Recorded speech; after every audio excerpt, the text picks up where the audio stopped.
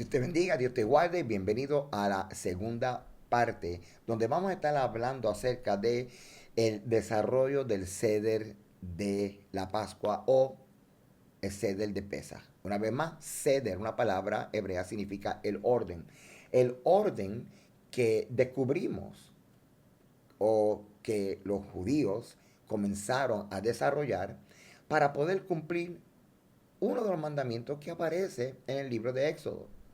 Y ese mandamiento dice, vas a contarle esto a tus hijos por todas las generaciones, para que sepan cómo Dios sacó a sus padres o a los hebreos de Egipto. Así que se está creando la base de lo que se llama una memoria colectiva. Y esto es uno de los propósitos de este mandamiento. Ahora bien, nosotros vivimos en una sociedad que no es tan sencilla. Y para poder cubrir todas las necesidades del ser humano y de la colectividad, tenemos que entender cosas que hacen los seres humanos. Y una de las cosas que hacen los seres humanos es que comienzan a desarrollar lo que se llaman valores, principios, identidad. Y estas cosas son contenidas y transmitidas a través de lo que tú y yo llamamos tradiciones. Las tradiciones no son ni buenas ni malas, son vectores, son medios, sí, son vectores y medios a través de la cual una sociedad contiene, define, preserva y transmite sus valores, transmite la historia de su pueblo, transmite su identidad. En este caso, cuando Dios le dice, esta cena será memorial, yo quiero que ustedes hagan que sus generaciones se acuerden de lo que pasó aquí.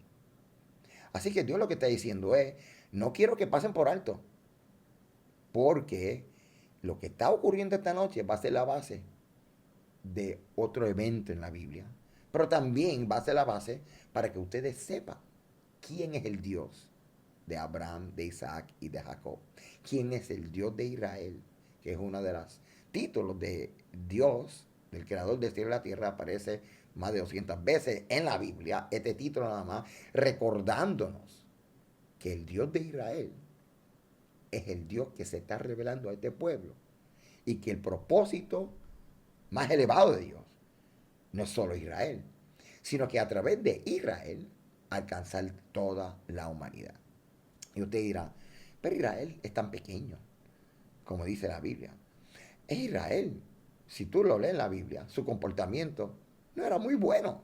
Casi todo el comportamiento del pueblo de Dios era un comportamiento que uno no debe de imitar. Así que Israel es como si fuera un representante de la raza humana, de ti y de mí. Y esto es algo que tenemos que ponernos a pensar, porque ahora Dios nos está enviando un mensaje. El creador del cielo y de la tierra nos está diciendo, mira a Israel y mírate a ti. Así que las cosas buenas que hizo Israel, imítalo. Y las cosas malas que hizo Israel, acuérdate. No quiero que tú las hagas, pero tampoco te creas el más perfecto, porque ahora Israel es como si fuera un espejo de la raza humana. Dios ahora nos está enseñando lo que Él es capaz de hacer con un pueblo si obedece, si se humilla y si se entrega a Dios. Ok, vamos ahora a el ceder de Pesaj.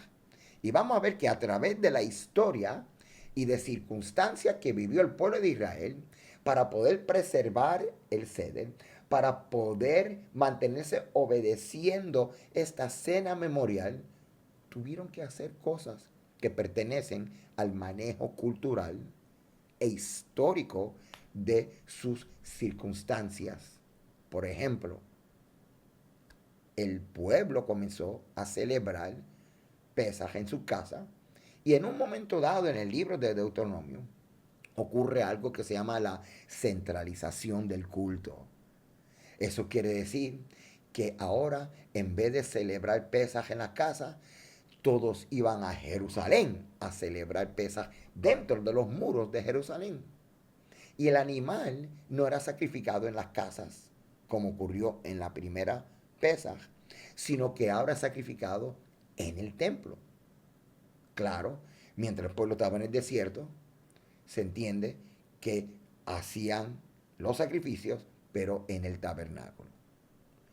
Pero para ir directamente a el punto climático, donde hay una transformación de un servicio, un culto, un memorial doméstico, ahora es nacional en Jerusalén. Y esta es la base religiosa del protocolo del tiempo de Yeshua. Porque en el tiempo de Yeshua, la Pascua se celebraba en las casas, pero en las casas allí mismo en Jerusalén. Así que si habían hebreos que vivían lejos, ellos subían a Jerusalén para celebrar la Pascua. Vamos a ver ahora el ceder y el desarrollo de la misma. Una de las cosas que gente me han preguntado, pastor, hemos notado algo bien interesante. ¿Por qué si las instrucciones en Éxodo capítulo 12 de celebrar la Pascua establecen claramente que vas a matar un cordero, lo vas a asar y te lo vas a comer con hierbas amargas y con panes sin levadura?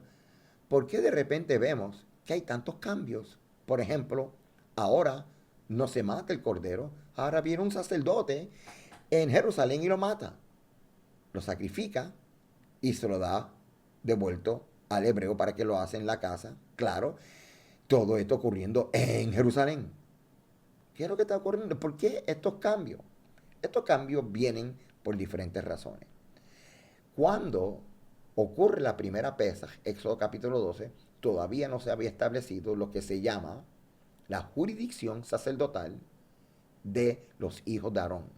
Los hijos de Aarón se les separa, Dios los separa para que ellos sean los mediadores entre Dios, el templo y el pueblo. Y entonces ocurre un cambio en el proceso, en el protocolo. Ahora en vez del padre de familia sacrificar el animal, ahora lo sacrifica aquellos que Dios separó para hacer todo lo concerniente a los sacrificios. Miren cómo esto va modificándose y mira cómo esto va sufriendo una transformación. Así que no te esté raro que tanto legal, bíblicamente, como culturalmente, sin afectar el mandamiento, comienza un proceso de transformación el plato del ceder. Lo más importante es que se preserva el mandamiento del propósito de recordar lo que ocurrió la noche de la salida de Egipto y los tres elementos básicos que es el cordero, panes sin levadura y las hierbas amargas. Vamos a seguir viendo esto aquí, porque vamos a aprender juntos mucho tú y yo. El ceder de Pesaj, tal como se conoce hoy en el judaísmo en Israel, no surgió de forma instantánea. Y cuando digo ceder de Pesaj, ese ceder, esa ceremonia, ese rito que usted ve que los judíos ponen un huevo, que ponen estas galletas o pan sin levadura, ¡tarán! Sí, un postre, ponen lechuga y usted dirá, pastor, ¿y todos estos elementos de dónde salen? Gracias por estar conmigo en este video. No surgió de forma espontánea, ni como una liturgia completamente estructurada desde sus inicios, como ya vimos. Es el resultado de un proceso histórico, teológico y pedagógico que se ha desarrollado a lo largo de siglos, conservando siempre un mismo propósito: recordar, revivir y transmitir la redención de Israel de Egipto. Ahora, el punto focal y el punto de partida del ceder, como siempre, y esto tiene que ser nuestro enfoque, se encuentran las instrucciones dadas en Éxodo capítulo 12 en adelante, como vimos en el pasado video. En este contexto, la Pascua no era una liturgia formal, sino una comida doméstica con carácter de urgencia y con carácter redentor. Participaban todos los miembros de la familia: padre, hijo, esposo y esposa. Los elementos eran simples pero profundamente simbólicos: el cordero asado, el pan sin levadura y las hierbas amargas. No existía aún orden, o sea, ceder litúrgico como el actual. No había Haggadah, o sea, una secuencia, una narrativa escrita formal de pasos. Lo que existía era lo que estaba ocurriendo en el momento. Una experiencia viva. Comer apresuradamente, ceñido a los lomos, listo para salir de Egipto. La Pascua en su origen no era un memorial estructurado, sino una liberación en tiempo real. Con el paso del tiempo, cuando los hebreos salen de Egipto, cruzan todo el desierto, 40 años, entran en la tierra prometida. Viene una época que se llama la época de los jueces. En la época de los jueces había mucha crisis, 300 años, donde había mucha ambivalencia en cuanto a cómo el pueblo hebreo obedecía a Dios. Había una frase que distinguía esta época que se llama el tiempo en que la gente hacía como bien le parece. Después de esos 300 años surgen los reyes de Israel. El primer rey, Saúl, como muchos de ustedes saben. En esta época de reyes, muchas altas y bajas ocurrieron. Habían reyes que retomaban el celo de obedecer a Dios y sus mandamientos. Otros reyes que lo que hicieron fue abrir las puertas para atraer idolatría y servir otros dioses, altas y bajas. Pero, según el Reyes, nos habla acerca de este rey que es sacudido cuando uno de los sacerdotes dice, entre las ruinas encontramos este rollo. Muchos creen que era una copia del libro de la ley. Y encontraron las descripciones de las fiestas, instrucciones como las que acabamos de leer. Y el rey se sintió tan mal y compungido en su corazón, como quien dice, todo este tiempo y lo estábamos haciendo mal, o todo este tiempo tratando de batallar, discerniendo la voluntad de Dios, sin saber, ahora sabemos cómo Dios quiere que nosotros hagamos las cosas. Con el paso del tiempo, la observancia de la Pascua se debilitó, por razones que ya te comenté. El testimonio bíblico de Segunda de Reyes 23 durante la reforma del rey Josías revela que por largo periodo no se celebró conforme a la Torá. Esto demuestra que la práctica de pesa no fue uniforme en toda la historia de Israel. Hubo momentos de abandono seguidos por intentos de restauración. Ahora vamos a entrar al primer siglo, el tiempo donde nuestro Mesías vive. Para el primer siglo ya había un sistema de sacrificio establecido en Jerusalén, cosa que ocurre en el libro de Deuteronomio. Vemos lo que se llama la centralización del culto. Durante el periodo del Segundo Templo, la celebración de la Pascua cambia radicalmente. Y Segundo Templo significa el templo para los tiempos de Cristo. De acuerdo con Deuteronomio 16, del 5 al 6, el sacrificio del cordero, que antes se hacía en las casas, debía realizarse exclusivamente en el lugar escogido por Dios, en Jerusalén. Esto transformó la Pascua en una experiencia nacional más que familiar. Solo los hombres estaban obligados a subir. El sacrificio se realizaba en el templo y la comida pascual dependía del sistema sacrificial. Esto provocó que la Pascua perdiera parcialmente su carácter doméstico. Solo quienes estaban en Jerusalén podían celebrarla plenamente como familia. Sin embargo, en este periodo comienzan a formarse los elementos litúrgicos que luego definirán el ceder que tú y yo conocemos hoy día en la cultura judía. Por ejemplo, se le añade a la experiencia de recordar la salida de Egipto el cántico de Jalel, cantar los salmos 113 al 118. ¿Y saben qué? Nuestro Señor Jesucristo, Yeshua, cantó estos salmos. Así que esto es una evidencia de que a medida que iba evolucionando culturalmente el ceder de Pesaj, Yeshua, como todo judío, participó también en esta transformación cultural y religiosa del mandamiento de comer pan sin levadura, hierbas amargas y cordero la noche para recordar la salida de Egipto. Además, también se instituyó el uso de múltiples copas de vino. También bendiciones antes y después de la comida. Y una estructura narrativa inicial que es lo que se llama Haggadah.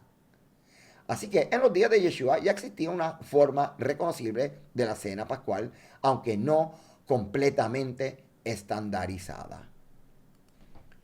Ahora entramos el año 70 para la historia de Israel.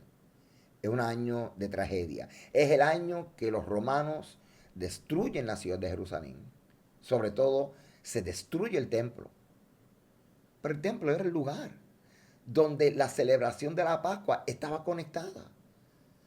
Ahora, ¿cómo van a celebrar la Pascua si no hay un templo y no hay sacerdotes que sacrifiquen el corderito?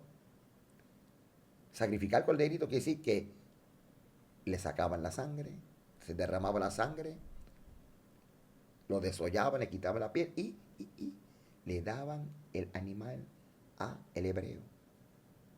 El hebreo se lo llevaba a la casa, lo asaba y lo comía. Todo era en Jerusalén. Pues si no hay templo, ¿cómo van a hacer ahora con el mandamiento de recordar perpetuamente por sus generaciones? Decir, no podemos obedecer el mandamiento porque no hay templo. Pero para los judíos era importante preservar este mandamiento porque hay que obedecer a Dios. Y había que buscar las maneras de preservar la memoria colectiva de lo que Dios hizo. Porque el propósito del mandamiento era que todas las generaciones supieran que el Dios de Israel es el Dios que sacó al pueblo hebreo de Egipto.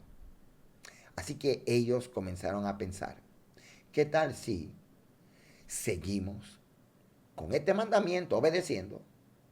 No podemos hacerlo como lo hacíamos con el templo, pero vamos a transformar el orden o el método pedagógico de enseñarle a nuestros hijos cómo obedecer el mandamiento. Y vamos a traer la dinámica de elementos simbólicos a la mesa. Aquí es donde se une mandamiento con tradición. No podían comer el cordero tal y como se lo comían en los días del templo, porque no hay sacrificios, no hay templo. No podían ellos sacrificarlo porque ya se había establecido una orden sacerdotal que, aunque en el principio no lo había en Éxodo 12, pero una vez que se establece esta orden sacerdotal, ya se establece una jurisdicción legal. Y los hebreos sabían que no podían usurpar lo que Dios había separado para estos sacerdotes. Pero los sacerdotes tampoco podían trabajar porque no había templo. Así que, ¿qué hicieron los judíos para poder preservar? No pudieron preservar la ciudad de Jerusalén, no pudieron proteger el templo, pero dijeron, vamos a proteger estos mandamientos, porque hay que obedecer a Dios, aunque se nos haya caído la casa encima. Miren esto. Durante los siglos 2 y 3 después de Cristo, en el periodo de la Mishnah. La Mishnah fue un documento que recopiló la forma legal en que se hacían los sacrificios y muchos de los mandamientos, la forma que los judíos lo hacían en el primer siglo. Así que los sabios de Israel reorganizaron completamente la celebración de Pesaj. Ya no puede girar alrededor del sacrificio, ahora debe girar alrededor de la memoria, la enseñanza, los símbolos. Y aquí nace, ¡tarán!, el Seder como lo conocemos hoy. Vamos entendiendo poco a poco de dónde que vienen todos estos símbolos. Mi amado, hago una pausa aquí. Usted no tiene que estar de acuerdo ni conmigo, ni con la forma en que todos los judíos manejaron estos cambios dramáticos, porque es parte de su experiencia con su pueblo, su cultura y con el mandamiento. Sin embargo, nosotros podemos darnos la oportunidad de estudiar y aprender y entender, y más cuando mucha gente dice, pero pastor, si el mandamiento dice solamente estos tres elementos que hacen todas estas cosas en este plato, pues todas estas cosas en el plato es el reflejo de el esfuerzo del pueblo judío de preservar el mandamiento que incluye enséñalo a tus hijos. Así que ellos añaden estos elementos simbólicos que los van a asistir en forma pedagógica, una tradición que va a contener valores, identidad, historia, memoria colectiva, y ahora con cada elemento se va a transmitir la historia de la liberación del pueblo hebreo de Egipto en una experiencia sensorial, porque van a probar las hierbas amargas, van a comer pan sin levadura y otras cositas que vamos a ver en el video de literalmente cómo hacer todo este ceder. Este cambio es profundamente teológico. La Pascua deja de ser un sacrificio centralizado en el templo y se convierte en una liturgia doméstica centrada en la narrativa. Así que comenzó en la casa, se centralizó el culto en Jerusalén, pero como quemaron todo, regresó a la casa.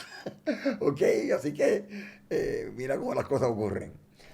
Y se convierte en una liturgia doméstica centrada en la narrativa. La mesa sustituye el altar de forma simbólica. El padre sustituye al sacerdote en forma y función pedagógica. El sacrificio reemplazado por memoria y enseñanza. Y su estructura, entonces, la Haggadah, cuyo propósito es cumplir el mandamiento que encontramos en Éxodo 13:8. Y lo contarás a tu hijo en aquel día. De hecho, cuando yo comencé a estudiar el contexto hebraico original de las escrituras, me acuerdo que comencé a aprender y a ver muchas cosas que había de la cultura judía en las sinagogas y muchas congregaciones, lo que llamamos mesiánicas. Y una de las cosas que vi es que la dinámica de oración congregacional era dirigida por una tradición y un libro que se llama Sidur, que es libro de rezos, que es un compendio de salmos, textos bíblicos y oraciones que a lo largo de la historia de Israel comenzaron a construir en este libro un poquito usado, ¿verdad? Este libro muy significativo para mí. Esto me lo regaló mi hermano Rico Cortés, mi maestro, y lo guardo con mucho cariño y con mucha respeto, ¿verdad? A esta experiencia de seguir aprendiendo la palabra con mi hermano Rico Cortés, un maestro extraordinario de las escrituras. Pero me percaté de algo, que había partes en hebrea e instrucciones que como que me bloqueó. Esa es mi experiencia. Y yo dije, si me pasó a mí, a lo mejor le pasó a otra gente. Y me di a la tarea de, y si yo puedo construir un libro, un Haggadah, que nos ayude a hacer el ceder o la dinámica de este mandamiento. Después descubrí de que ya lo habían hecho. Se llamaba Haggadah, que lo que significa es narrativa. Y ¡tarán! Ellos hicieron uno. Aquí está todos los pasos, pero cuando lo abrí también había muchas palabras hebreas, muchas cosas que como que yo no entendía. Y yo, Señor, ¿qué yo voy a hacer? Pues yo lo que hice fue el que nosotros tenemos en Catedral de la Fe, sin violar la tradición y la estructura que por siglos los judíos hacen, que es algo honorable, algo muy hermoso, muy bonito.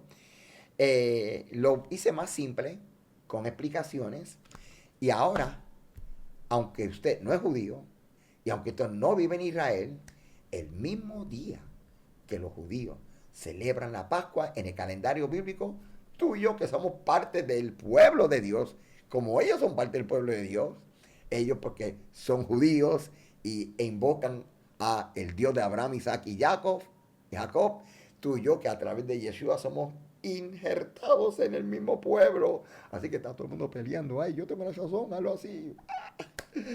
Como en toda la familia que pelea. Pero bien interesante porque ahora estamos alineados, invocando el mismo Dios, ellos a través de su experiencia y su realidad legal, el convenio que los conecta a ellos, a los mandamientos, y nosotros a través del nuevo pacto, la sangre de Yeshua que nos conecta a Dios. Ok, miren esto, qué interesante. Seguimos aprendiendo. Si usted quiere saber un poco más acerca de, pastor, y dónde fue que se comenzó a construir o cuándo fue que se comenzó a construir toda esta estructura que hoy conocemos como el Ceder de Pesaj. Bueno, en la Mishnah, como ya yo te dije, hay un tratado que se llama Pesajim o la literatura o la información de Pesaj. En el capítulo 10 establece el orden básico que aún se sigue hoy. Y ese orden básico es lo que aparece en este Haggadah, que también aparece en los Sidur. Y cada vez se simplifica para que todo el mundo pueda entenderlo. Y por eso que nosotros también tenemos nuestra versión sin violar la tradición de que los judíos lo han hecho por tanto tiempo. Y básicamente tenemos los elementos centrales de lo que se llama la forma litúrgica del Ceder de Pesaj. 3 panes sin levadura, se usa lo que se llama matzah, hierbas amargas, lo que se llama el maror, mezcla simbólica que es el postre, rico, huevo, un hueso asado, porque no se puede sacrificar, no hay templo, y usted ni yo somos sacerdotes de un templo, no vamos a estar sacrificando, no hay que hacer estos sacrificios. Así que vamos a tener un hueso asado recordando el cordero que se sacrificaba en el templo. Recordando el cordero que se sacrificó por primera vez en las casas de los hebreos en Egipto. Un huevo que representa la ofrenda festiva y más adelante en el próximo video les voy a explicar acerca de esto y las 4 copas también vamos a entrar. De hecho, estas 4 copas nacen en una tradición judía basado en Éxodo capítulo 6, del 6 al 7, que más adelante estaremos estudiando. Ahora, a pesar de todos los cambios históricos, el núcleo del Ceder, hermano, permanece. Memoria, identidad, redención. Desde una perspectiva mesiánica, el Ceder no es reemplazado. O sea que cuando Yeshua hace el Ceder, Él no reemplaza, sino que eleva y cumple el significado simbólico del plato o la liturgia, la ceremonia de recordar la noche que los hebreos salieron de Egipto a través de este Ceder. En el contexto del primer siglo, Yeshua participó de esta liturgia y la llenó de sentido profético. Elevó el significado del pan sin levadura. Elevó el significado de la copa del pacto. Y utilizó un lenguaje de redención. No introdujo una cena nueva, sino que reveló el significado profundo de una existente. Vamos a entrar ahora en lo que yo llamo Yeshua y sus discípulos. El Ceder de Yeshua. En el tiempo de Yeshua, el Ceder de Pesaj no era una simple comida, sino una liturgia estructurada con elementos definidos. Pan sin levadura, o sea, matzah, vino, habían copas rituales, cordero de Pesaj, claro, cuando había templo, era que se comía cordero de Pesaj, y para el tiempo de Yeshua se comía el cordero de Pesaj, se comía lo que se llama el cordero sacrificial. Se cantaban los salmos Halel, los salmos 113 al 118. Y se hacía la narrativa de recordación de Éxodo capítulo 12 y Éxodo capítulo 13. Era un memorial vivo, donde cada generación no solamente recordaba, sino que se veía a sí mismo saliendo de Egipto. Pero en esa misma estructura, Yeshua introduce una revelación que transforma el significado de todo. Leamos las palabras de Yeshua mientras está celebrando esta liturgia, este ritual, tal y como ha sido transformada, evolucionada, sin violar el mandamiento, hasta el momento donde en el primer siglo ya la práctica de la Pascua estaba acompañada de cánticos, oraciones y copas de vino. Mateo capítulo 26 del 17 al 19. El primer día de la fiesta de panes sin levadura, otra forma de decir, cuando comenzó la época de la celebración de la Pascua, vinieron los discípulos a Jesús diciéndole, ¿dónde quieres que preparemos para que comas la Pascua? Y él le dijo, id a la ciudad, a cierto hombre, y decirle, el maestro dice, mi tiempo está cerca. Wow, Yeshua está diciéndole a esta festividad, mi tiempo. Interesante. Mi tiempo está cerca.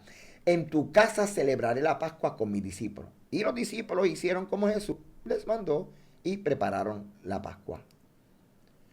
Mateo capítulo 26 del 26 al 28. Y mientras comían, tomó Jesús el pan y bendijo y lo partió y dio a sus discípulos y dijo, tomad, comed, esto es mi cuerpo.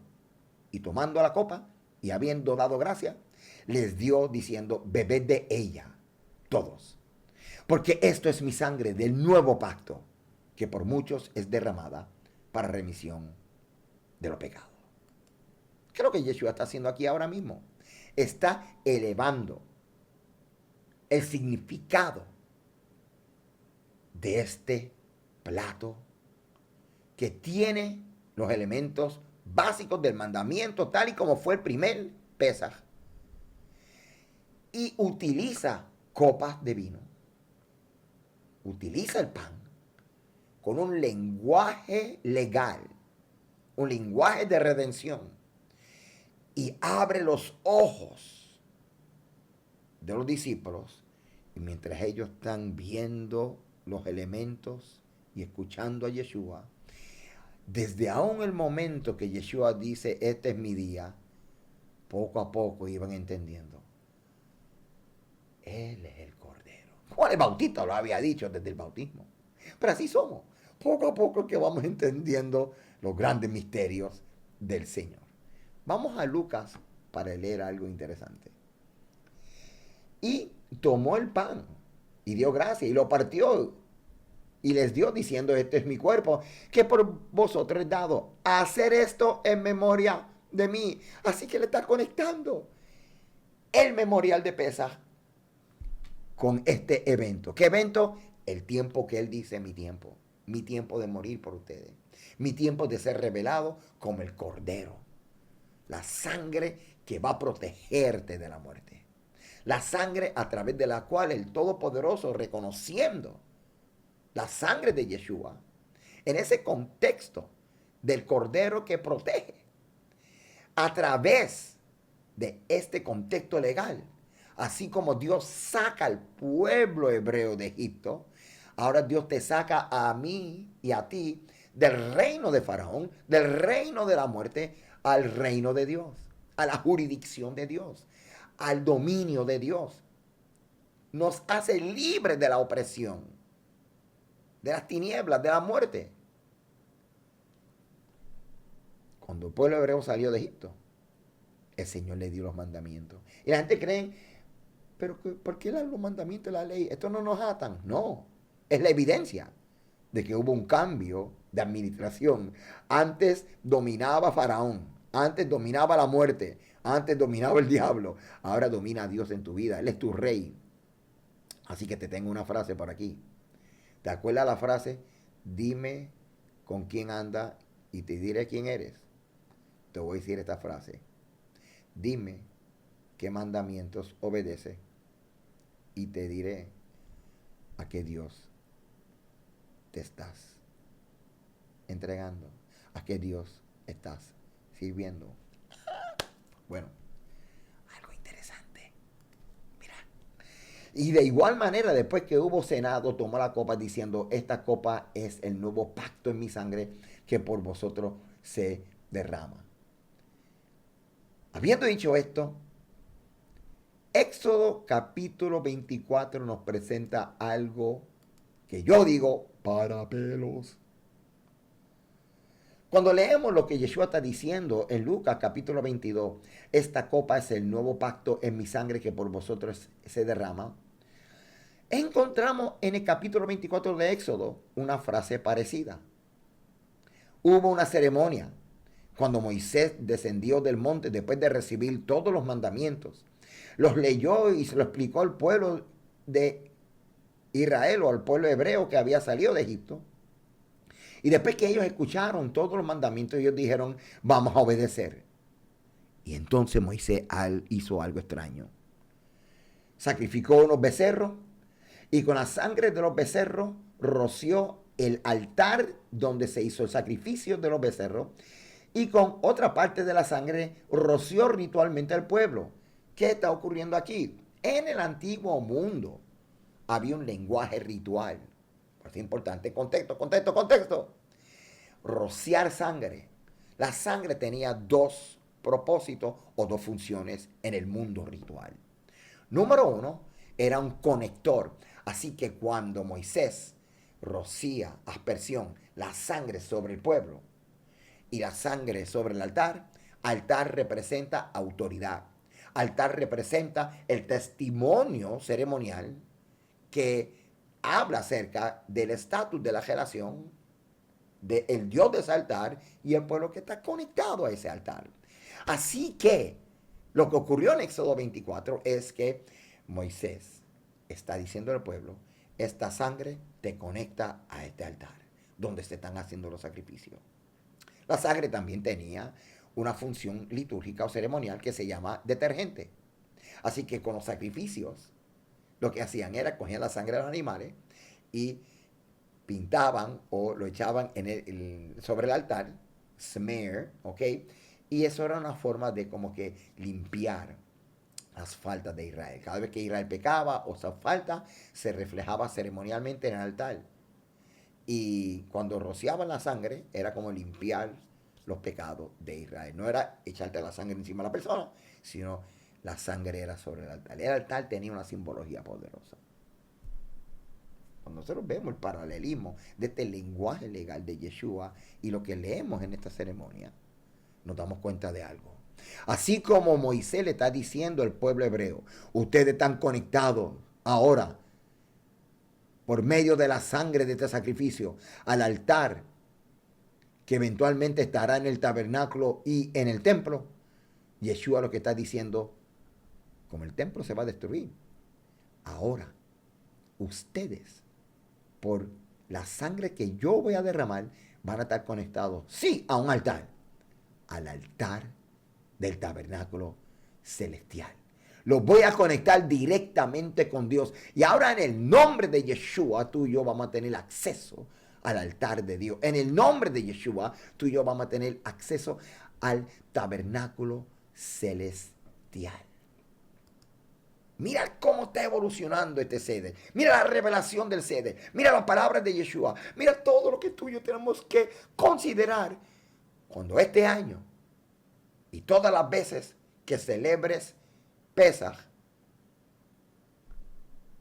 harán memoria del pueblo que salió de Egipto y haremos memoria del cuerpo y la sangre de Yeshua.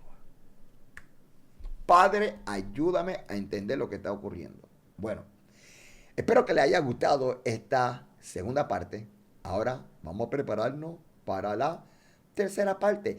En esta tercera parte vamos a entrar directamente, paso por paso, a hacer el Seder de Pesaj. Estaremos utilizando el documento que yo redacté, que usamos en Catedral de la Fe, que no solamente es fiel al mandamiento bíblico, sino que también fiel a la tradición judía que construye esta narrativa y esta dinámica, que son 15 pasos, para relatar la historia de la salida de Egipto.